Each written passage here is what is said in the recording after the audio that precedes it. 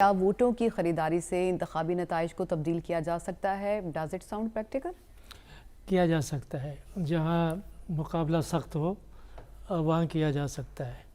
اور اس وقت اگر تاثر یہ ہو کہ کسی سیاسی گھرانے کے پاس کھربوں ہیں، اربوں ہیں، اور یہ بھی تاثر قائم ہو جائے کہ وہ اربوں لگانے کے لیے تیار ہیں اور کسی ایک جگہ سے یا کچھ جگہوں سے وہ ہر صورت میں جیتنے کے لیے سر دھڑ کی بازی لگا رہے ہیں، تو لوگ پھر میدان میں خود آنا شروع ہو جاتے ہیں اور اپنا حصہ وصول کرنا عام لوگوں کو آتا ہے۔ تو ایک معاشرے میں دیکھیں دو طرح کا زوال ہے۔ ایک تو ہماری سیاسی اشرافیہ میں ہے کہ انہیں صرف اپنی طاقت کے حصول کے لیے تمام قسم کے راستے اختیار کرنے کا اپنے لیے انہوں نے سودا کر رکھا ہے، ضمیر کہیں، مذہب کہیں یا اخلاقیات کہیں، وہ سودا کر رکھا ہے کہ ہر صورت میں اقتدار تک پہنچنا ہے، کسی کی تابعداری کرنی ہے، کسی کا گماشتہ بننا ہے، کوئی معاہدہ کرنا ہے، کوئی خفیہ کرنا ہے، سامنے کرنا ہے، اور ایم این اے خرید کرنے ہیں، ایم پی اے خرید کرنے ہیں، کسی کی حکومت گرانی ہے، کسی کی بنانی ہے۔ یہ پاکستان کی سیاسی روایت بن چکی ہے کہ ایک تو وہ جو سیاسی اشرافیہ ہے جو اخلاق مرتب کرتے ہیں معاشرے کے، اگر ان کے اپنے اخلاق نہیں ہیں تو معاشرے میں اس کے اثر منفی جاتے ہیں۔ دوسرا یہ ہے کہ ہمارے معاشرے میں بہت زبردست زوال آیا ہے کہ یہ بات وہ زمانہ تھا کہ غریب سے غریب تر لوگ بھی غیرت مند تھے کہ مفت کا کوئی چیز لینے کے لیے تیار نہیں تھے۔ حکومت کوئی دیتی تھی تو وہ نہیں لیتے تھے کہ ہم اپنی محنت کر کے ہم کھائیں گے۔ وہ روایات دم توڑ چکی ہیں۔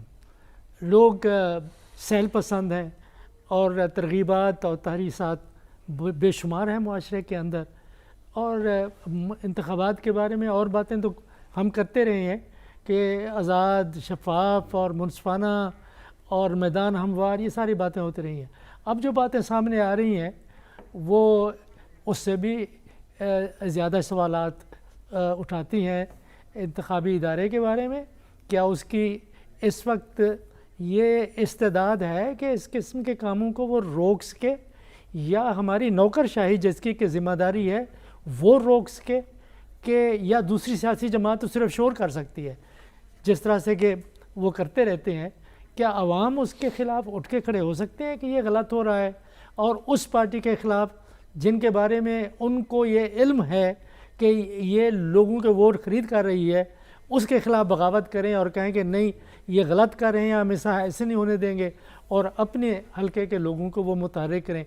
کیسے اس چیز کو روکا جا سکتا ہے؟ یہ ایک مشکل صورت حال ہمارے معاشرے میں بن چکی ہے، اور اس میں یہ سوال اٹھتے ہیں معاشرے کے بارے میں، سوال اٹھتے ہیں سیاسی اشرافیہ اور موروثی سیاسی گھرانوں کی اخلاقیات کے بارے میں، اور سب سے بڑے سوالات اٹھتے ہیں الیکشن کمیشن آف پاکستان کے بارے میں۔ الیکشن کمیشن آف پاکستان کا اس سلسلے میں کیا رول ہے؟ کل طلب کیا ہے دستاویزاتی ثبوت کے ساتھ، کیا نتیجہ نکل سکتا ہے اس میں سے ڈاکٹر صاحب؟ دیکھتے ہیں کہ ان کو طلب کیا ہے، کیا ثبوت لاتے ہیں۔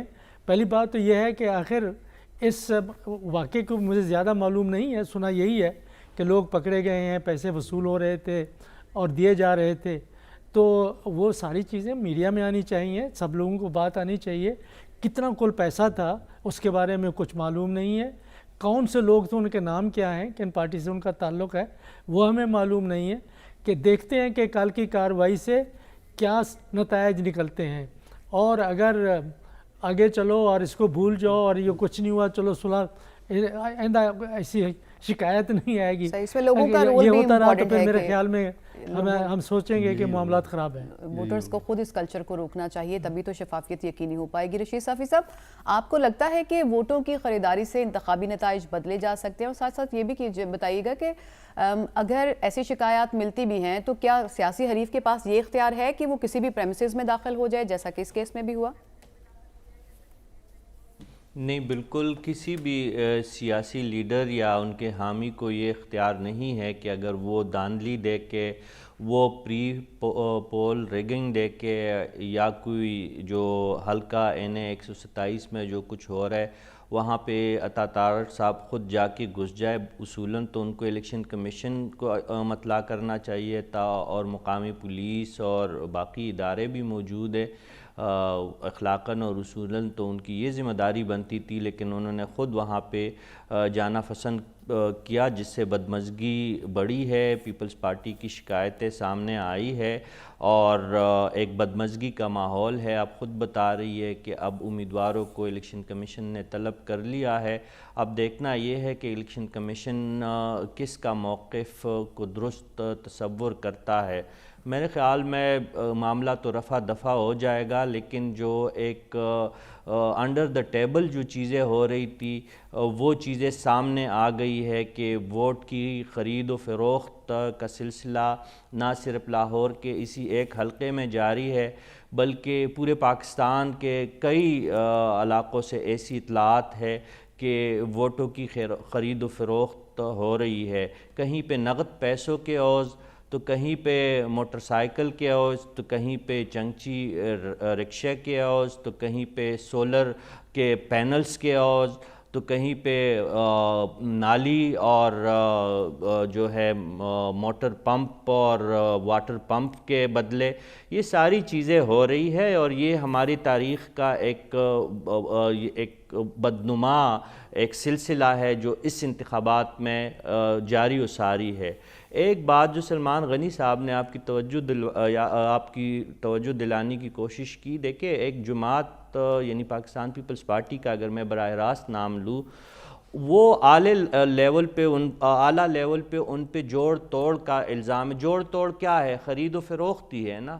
اب حالیہ ان کی جو ایک بدترین مثال تھی سینٹ کے انتخابات میں، جب وہ اپنی حمایت یافتہ امیدوار یعنی چیئرمین سینٹ کے لیے لابنگ کر رہی تھی، اور جس طریقے سے انہوں نے ووٹ خریدے، جو موسیٰ گیلانی صاحب جس طریقے سے پیسے دے رہے، اس کی تو آڈیو ویڈیو ساری چیزیں موجود ہے، اور اس کو بھی آپ چھوڑ دیجئے گا۔ بلوچستان میں ایک سے زائد مرتبہ زرداری صاحب بڑے فخر سے کہتے ہیں کہ وہاں پہ اقلیت کے مقابلے میں اکثریت کے مقابلے میں انہوں نے اقلیت کو جو ہے حکومت دلوائی ہے۔ تو پیپلز پارٹی کی سرشت میں یہ چیزیں جس کو وہ جوڑ توڑ اور سیاسی مفاہمت کا نام دیتی ہے، یہ چیزیں شامل ہے، اور یہ ہمارے سیاسی کلچر کا حصہ ہے۔ جہانگیر ترین کی مثال آپ کے سامنے ہے، ماضی قریب میں کیا ان پہ الزام نہیں تھا کہ کتنے درجن موٹر بائکس انہوں نے تقسیم کی؟ یہ ثوابی میں شاہرام ترکئی فیملی پہ اب تک الزام ہے کہ 150 موٹر بائکس جب پچھلے حکومت میں انہوں نے تقسیم کی ہے، اور اس وقت بھی ان کے 150 بائک مزید تقسیم کرنے کا ان کا اہتمام ہے۔ یہ پرویز خٹک پہ یہ الزام نہیں ہے کہ ہر مسجد میں اور ہر حجرے میں انہوں نے سولر پینل لگا کے لوگوں سے ووٹ بٹورے ہیں۔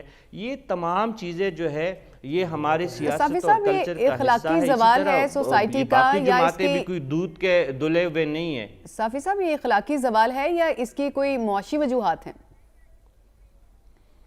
دیکھیں اخلاقی زوال تو پہلی سیڑھی ہے جس پہ ہم جب اس پہ گامزن ہوئے تو باقی مشکلات ہماری سامنے آئی ہے، اور یہ جو باقی یہ غربت کا مطلب یہ ہرگز نہیں ہے۔ ڈاکٹر رئیس صاحب آپ کی توجہ اس جانب دلوانے کی کوشش کر رہے تھے کہ آپ اپنے ضمیر کو بیچیں۔ دیکھیں 50 60 ہزار کا ایک ووٹ خریدا جا رہا ہے خیبر پختونخوا کی حد تک، مجھے کچھ حلقوں کی معلومات ہے۔ اب یہ دیکھیں اگر حساب لگایا جائے تو لوگوں نے اگر 5 سال کے اقتدار کے لیے 50,000 میں اپنا ووٹ بیچا ہے تو 4-5 روپے پر ڈے کے حساب سے اس نے اپنے ضمیر کا سودا کیا ہے۔ اس سے ان کا کیا ہوگا؟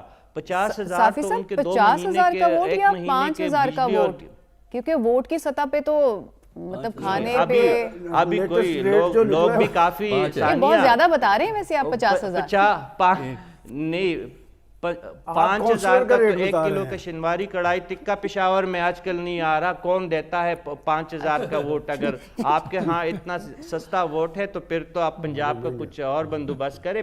خیبر پختونخوا میں 50,000 سے کم کا ووٹ نہیں مل رہا آپ